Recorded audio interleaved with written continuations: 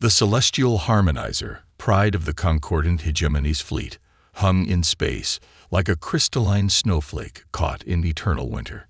Supreme Coordinator Valeth stood at its observation deck, all four hands clasped behind their back, watching the approaching vessels with mounting confusion.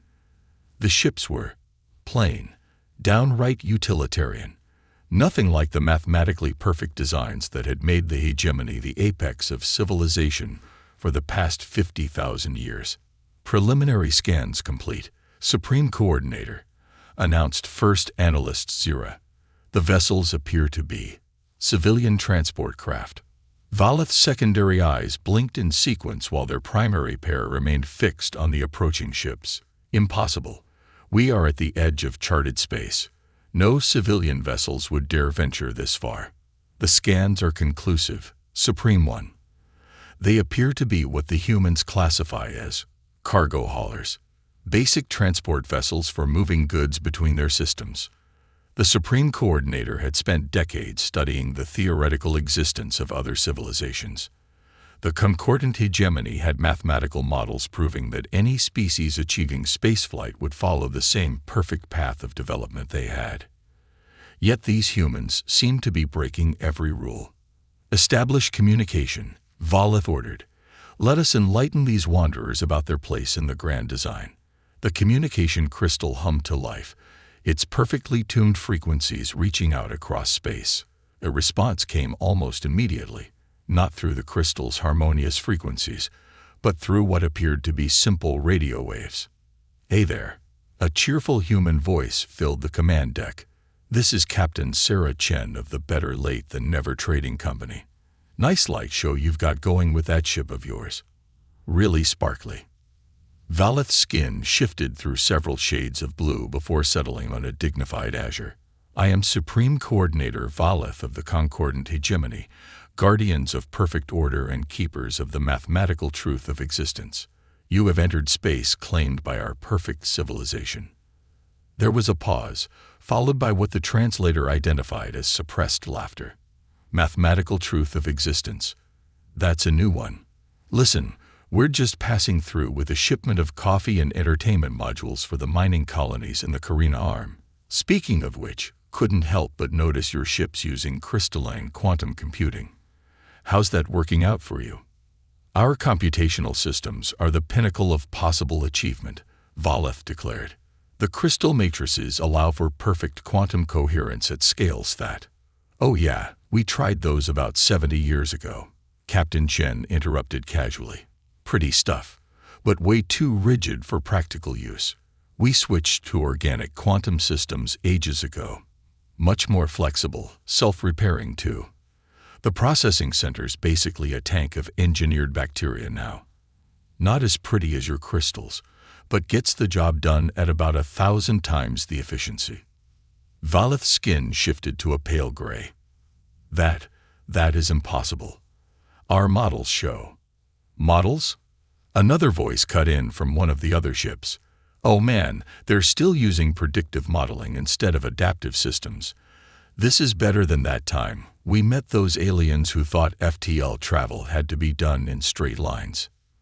Now, be nice," Captain Chen chided, though amusement colored her voice. "Supreme Coordinator, I hate to break it to you, but the universe isn't really big on perfect order.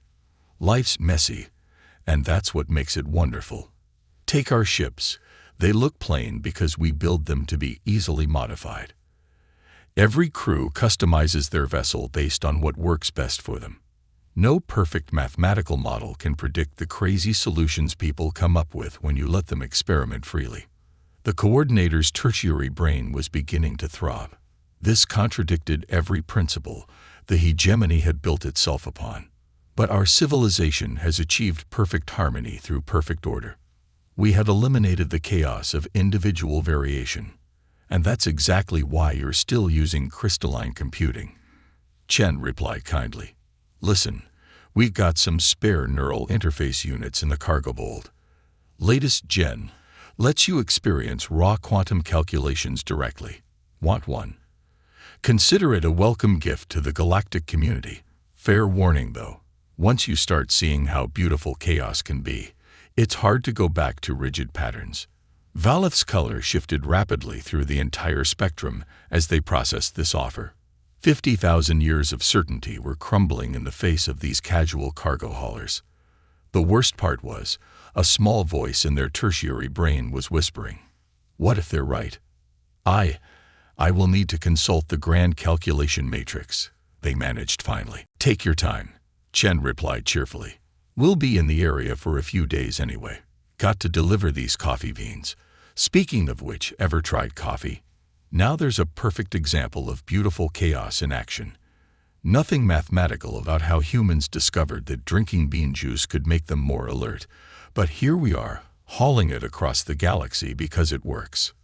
As Valeth watched the human ships continue their journey, their perfectly ordered world began to feel just a little bit smaller, and the vast chaos of the universe a little bit more intriguing than frightening. The grand processing center of the concordant hegemony was experiencing something it hadn't faced in 50,000 years. A system crash. Chief Processor HFY stared in horror as their perfectly organized classification systems threw error after error while trying to process the human data.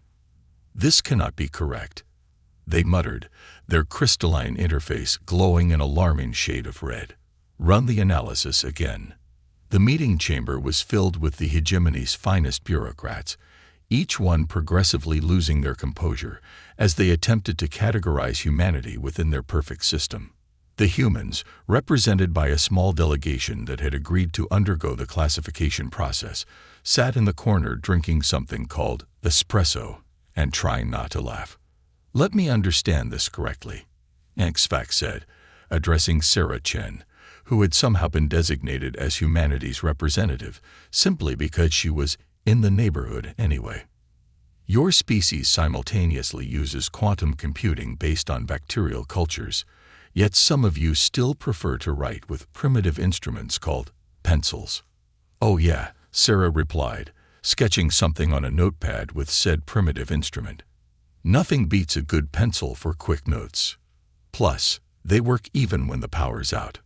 But that's technological regression. Another processor, Ixtal, exclaimed, "Our models clearly show that once a superior technology is developed, inferior versions must be abandoned." "Why?" Sarah asked, genuinely curious. "Sometimes older tech is just more practical, like my ship's navigation backup. Sure, we've got the quantum eye plotting courses, but we also keep good old-fashioned stellar charts and a sextant. Saved our butts more than once when we hit unexpected radiation fields." The processor's skin colors were cycling through various shades of distress. "Moving on," HFY said weakly, "your political classification. You claim to simultaneously have a unified planetary government and thousands of independent political entities. More or less?" Sarah shrugged. "EarthGov handles the big stuff. Interstellar treaties, colonial administration, that sort of thing. But individual nations, colonies and corporations pretty much do their own thing within those frameworks. Works pretty well most of the time." "But how do you maintain order?" Ixtal asked, horrified. "Where is the perfect hierarchy?" "We don't, and there isn't one," Sarah replied, accepting a fresh espresso from her ship's eye, which had insisted on coming along and had somehow managed to charm the hegemony's security systems into letting it bring a coffee maker. "That's kind of the point. Different problems need different solutions. Sometimes top-down organization works best, sometimes bottom-up. We just try different things until we find what works." Try different things. The word seemed to physically pain HFY, without running it through proper analytical models first. "Well, sure, we do modeling too," Sarah said. "But models are just guidelines. Reality's way too complicated to predict everything. Sometimes you just gotta wing it." Wing it. The universal translator struggled with the idiom, finally settling on proceed without perfect preparation. "Exactly." Sarah beamed. "Like this meeting. According to your protocols, I'm not actually qualified to represent humanity. I'm just a cargo hauler who happened to be first to talk to you guys. But here I am, because someone needed to do it, and everyone figured, why not? The bureaucrats' horror deepened as they realized they'd been conducting high-level diplomatic relations with the equivalent of a delivery driver. Their perfect protocols lay in shambles around them. But what about your technological classification? A junior processor asked desperately. Surely we can at least categorize your development level. Oh, that's easy, Sarah said brightly. We've got everything from quantum computers to stone tools, fusion rockets to sailing ships, neural interfaces to abacuses. We use whatever works best for the job at hand. The classification system, trying to process this information, displayed the computational equivalent of a blue screen of death. 50,000 years of perfect order confronted the reality of human pragmatism and simply gave up. Look, Sarah said kindly, noting the bureaucrat's distress, maybe you're approaching this wrong. Instead of trying to fit us into your existing categories, why not create new ones? Or better yet, why have rigid categories at all? The universe is full of exceptions and special cases. Create new categories. HFY whispered, as if suggesting something forbidden. But the system is perfect. It has served us for 50,000 years. And maybe that's the problem, Sarah suggested gently. You've been so focused on maintaining your perfect system that you stopped adapting. You know what we humans say. Perfect is the enemy of good. A young processor in the back of the room, who had been quietly taking notes, suddenly spoke up. She might have a point, Chief Processor. Our system cannot classify the humans because our categories assume technological and social development must follow a single, perfect path. But they have demonstrated that multiple paths can lead to success. The room fell silent. In 50,000 years, no one had ever suggested the system itself might be flawed. HFY's color shifted through several shades before settling on a thoughtful blue-green. Perhaps we should create a temporary classification exception. For study purposes only, of course. Sarah hid a smile behind her coffee cup. It wasn't much, but it was a start. The first crack in 50,000 years of perfect order. Of course, she agreed. Now, while your systems are rebooting, anyone want to try some espresso? Nothing helps you think outside the box like a good dose of caffeine. The young processor who had spoken up raised a tentative appendage. Sometimes, revolution begins not with a bang, but with a cup of coffee and a willingness to consider new possibilities. The hegemony's grand exhibition hall had been designed to showcase the pinnacle of their technological achievement. Today, however, it was serving a different purpose, attempting to impress a group of humans who seemed more amused than awed by each demonstration. And this, announced Chief Engineer HFY, their scales shimmering with pride, is our crowning achievement in computational architecture. The Perfect Harmony Array. A crystalline quantum computer that can process the movement of every particle in a stellar system. Sarah Chen and her crew examined the massive crystalline structure that dominated the center of the hall. It was beautiful, she had to admit, like a cathedral made of frozen light. Very pretty, Sarah said diplomatically. Mind if our ship's eye takes a look? Before HFY could respond, a holographic figure materialized next to the array.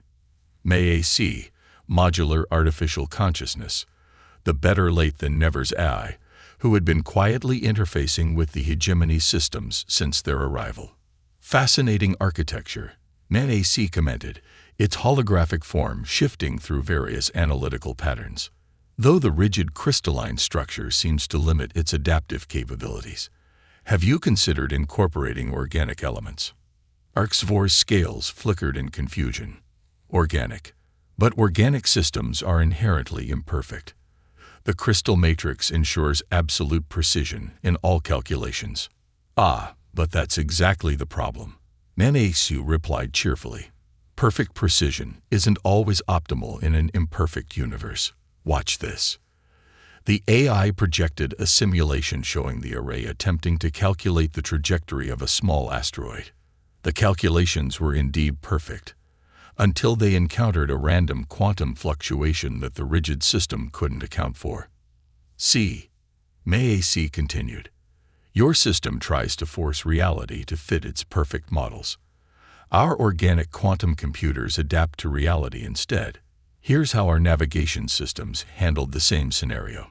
A new simulation appeared, showing a bacterial quantum computer adjusting its calculations in real time as conditions changed.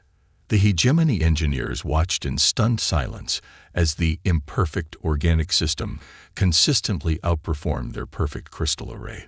But this defies all established principles. HFY protested. Computational efficiency must decrease with increased system flexibility. Our models prove it. Your models assume the universe runs on perfect mathematical principles, Sarah pointed out. But reality is messy.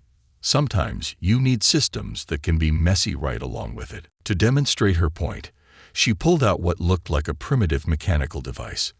This is a Swiss Army knife. Been carrying one since I was a kid. Not as elegant as your monomolecular cutters, but it never needs charging, works underwater, and I can fix it with basic tools. Sometimes simple is better. One of the younger engineers, Texelin, picked up the knife with careful appendages, examining its multiple tools with growing fascination. But how do you determine the optimal configuration? Where are the efficiency calculations? We don't calculate it, Sarah explained. We try different combinations, see what works best in practice. Evolution rather than design. Speaking of which, MAC, show them what happened when we let our ship's systems evolve their own solutions to the efficiency problem. The AI projected a new series of simulations, showing how human technology had embraced controlled chaos, allowing systems to develop in unexpected ways. Ships that could reconfigure themselves based on experience, computers that dreamed up new solutions while their crews slept, and communication networks that operated on principles their own creators didn't fully understand. But how can you trust systems you don't fully understand? HFY asked, their voice barely a whisper. Do you fully understand yourself? May asked gently. Every neural connection, every quantum state in your consciousness. Perfect understanding isn't necessary for practical use. Humans taught me that. They created me, but they didn't try to make me perfect. They let me grow, learn, make mistakes. That's why I can do this. The AI's holographic form suddenly split into thousands of smaller versions, each one simultaneously analyzing and improving different aspects of the exhibition hall systems. The crystal arrays hummed as they received subtle optimizations, environmental controls shifted to more efficient patterns, and even the lighting adjusted to reduce energy consumption while improving visibility. Impossible, HFY breathed. The processing power required is much less than you'd think. MAC said, reintegrating into a single form. Because I'm not trying to calculate perfect solutions. I'm finding good enough solutions and improving them through experience. Just like organic life has done for billions of years. Texelin, still examining the Swiss Army knife, looked up with an expression that might have been excitement. Could we learn to do this? To combine your adaptive approaches with our precision engineering. Sarah and MAC exchanged glances. That, Sarah said with a smile, is exactly the kind of innovative thinking the galaxy needs. How about we start small? MAC, why don't you show them how we integrated bacterial computing with traditional systems? And maybe explain why we still keep mechanical backups for everything. As the humans began sharing their imperfect but highly effective solutions, the exhibition hall, designed to showcase the peak of technological achievement, became something far more valuable. A classroom where two civilizations could learn from each other's strengths and weaknesses. And in the corner, Texelin was still happily figuring out all the different tools on the Swiss Army knife, understanding for the first time that sometimes the most elegant solution was the one that simply worked. The grand cultural archive of the concordant hegemony was experiencing an unprecedented event. Chaos, Archival director Myron watched in mounting distress as humans wandered through the perfectly organized displays, asking questions that threatened 50,000 years of cultural certainty. "Let me understand this correctly," Myron said, their scales shifting to a troubled mauve. "You intentionally create art that has no practical purpose." Sarah Chen was examining a display of mathematically perfect hegemony sculptures, each one identical to the last. "That's kind of the whole point of art," she explained. "It's not about being practical. It's about expression, emotion, making people think or feel something new. But how do you determine its value without practical application?" Sarah pulled out her tablet, displaying images of human artwork, abstract paintings, experimental music, interactive virtual reality performances. The hegemony archivists clustered around, their colors shifting rapidly as they tried to process the seemingly random collection of human creativity. "Value isn't always about practical application," Sarah explained. "Sometimes it's about how something makes you feel or what it makes you think about. Take music, for example. Maggie, why don't you share some human music with them?" The AI, which had become an unofficial cultural ambassador, began playing a selection of human music, everything from classical symphonies to jazz improvisation to modern fusion genres. The hegemony staff's reaction was immediate and varied. This is chaos," exclaimed one archivist. "The patterns are inconsistent, the rhythms irregular." "Yeah, that's jazz for you," Sarah grinned. "It's all about improvisation, making it up as you go along while staying within certain loose frameworks." Making it up. Myron's secondary breathing sacs inflated in shock, without proper computational analysis of harmonic resonance. "The musicians feel the harmony," Macy explained, its holographic form swaying slightly to the music. "They understand the rules well enough to know how to break them effectively. It's quite similar to how I approach problem solving now, knowing when to follow established patterns and when to improvise." A young archivist, Furel, had been unusually quiet during this exchange, their colors shifting through thoughtful patterns. I think I understand," they said hesitantly. "It's like what happened in the computational center yesterday. The rigid system failed, but adaptation and improvisation succeeded." "Exactly," Sarah beamed. "Culture works the same way. Perfect order might seem ideal, but it's the imperfections, the variations, the weird little experiments that lead to real growth and innovation." Myron was about to object when a new sound filled the archive. Laughter. A group of younger hegemony citizens had discovered human comedy holovids and were watching with a mixture of confusion and growing delight. But none of these scenarios are optimal or efficient. One of them exclaimed between bursts of unexpected laughter. "Why would someone slip on a banana dermis? Why is that entertaining?" "Because it's relatable," Sarah explained. "We all make mistakes, do silly things, end up in absurd situations. Being able to laugh at ourselves, at the chaos and imperfection of life, that's what keeps us sane. Sanity through acknowledgement of insanity." Myron mused, their color shifting to a contemplative blue. "There's a certain logic to that. Now you're getting it," Sarah said. "Hey MAC, why don't you show them some of your favorite human memes? The ones about AI and human interaction." As the AI began sharing carefully selected humor about the relationship between humans and their artificial creations, something remarkable happened. The perfectly ordered archive, designed to preserve and categorize culture with mathematical precision, began to fill with something it had never experienced before: genuine, unscripted joy. Furel, who had been experimenting with human art programs on a borrowed tablet, suddenly looked up. "Director Marin, I made something. It's not perfect. It doesn't follow any of our established patterns, but I think it's beautiful."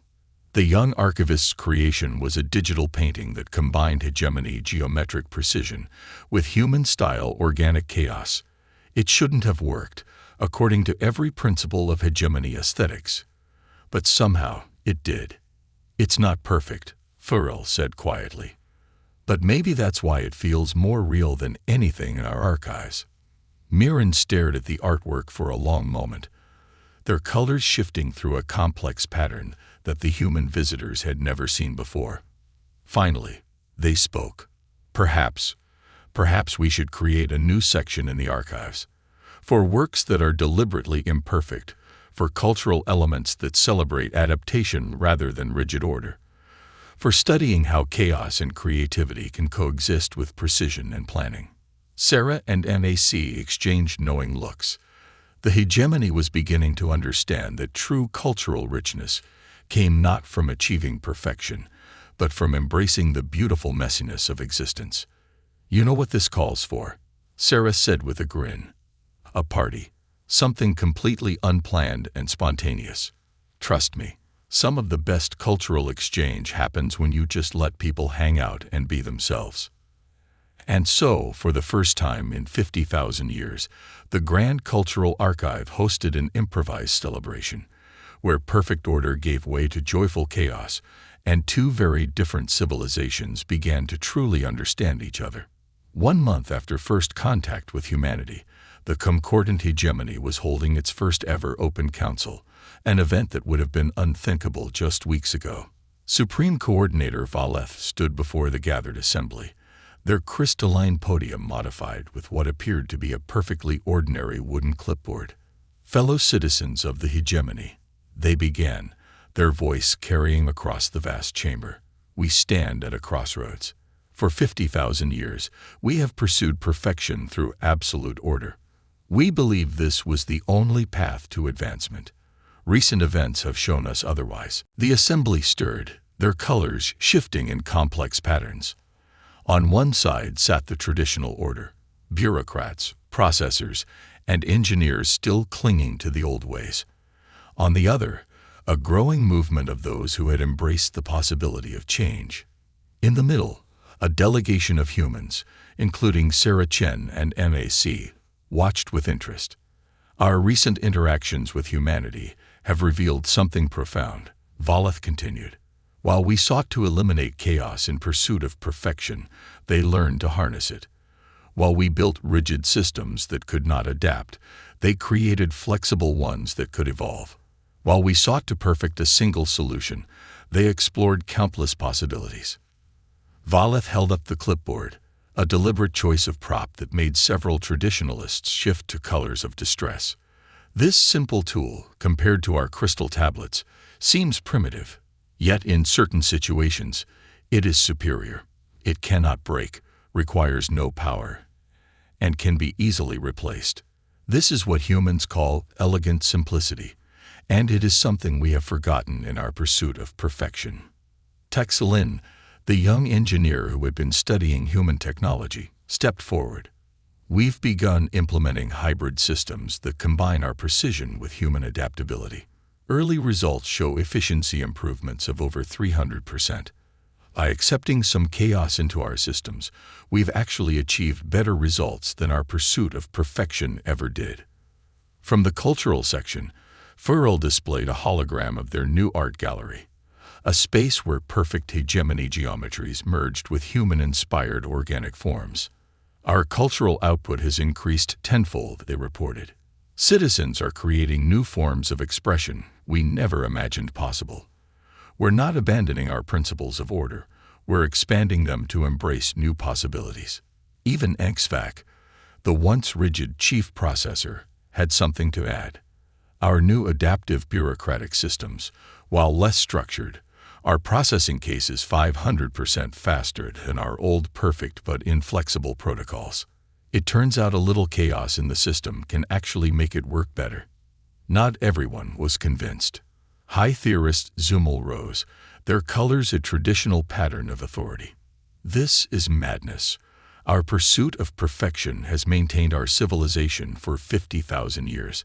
These human ideas will lead to disorder, degradation, collapse." "Will they?" Valeth asked quietly. "Look around you. In 1 month of controlled chaos, we've seen more advancement than in the previous century of perfect order. Our civilization isn't collapsing. It's evolving." growing, learning. Sarah Chen stood up, having been invited to speak. You know what's really impressive about all this? You're not just copying our ways. You're creating something new. You're finding your own balance between order and chaos. That's exactly what humanity did, just in our own way. Every human culture, every colony, every ship finds its own equilibrium between structure and flexibility. Macy's holographic form sparkled with agreement. Indeed, as an AI, I understand both the appeal of perfect order and the necessity of adaptation. The key is not to abandon order, but to make it flexible enough to handle the chaos that existence inevitably brings. Valeth raised all four hands for attention. We are not abandoning our pursuit of excellence. We are redefining it. Perfect order, we have learned, is like a crystal, beautiful but brittle. Adaptive order is like a living thing, resilient, growing, changing, yet still maintaining its essential nature. The Supreme Coordinator touched a control, and the chamber's crystalline walls, traditionally static in their perfection, began to shift in subtle, organic patterns. This is my proposal. We maintain our fundamental principles of order and precision, but we open ourselves to change, to adaptation, yes, even to a little chaos. Not as a replacement for order, but as a complement to it. The assembly erupted in discussion, not in the traditional orderly way, but in a spontaneous exchange of ideas that would have been unthinkable weeks ago. Some were concerned, others excited, but all were engaged in a way they had never been before. Sarah leaned over to MAC. Think they'll make it? The AI's holographic form shifted through analytical patterns before settling on a smile. Their probability of successful adaptation just increased to 98.2%. They're learning that the true perfection they sought all along wasn't in rigid adherence to order, but in finding the perfect balance between order and chaos. Valeth, watching their civilization begin its journey into a new era, picked up their primitive clipboard and made a note with an equally primitive pencil. Day 1 of the new harmony, where perfection is found not in the absence of chaos, but in the dance between order and possibility. The concordant hegemony was changing, growing, evolving. And somewhere in the vast algorithm of the universe, that was exactly as it should be.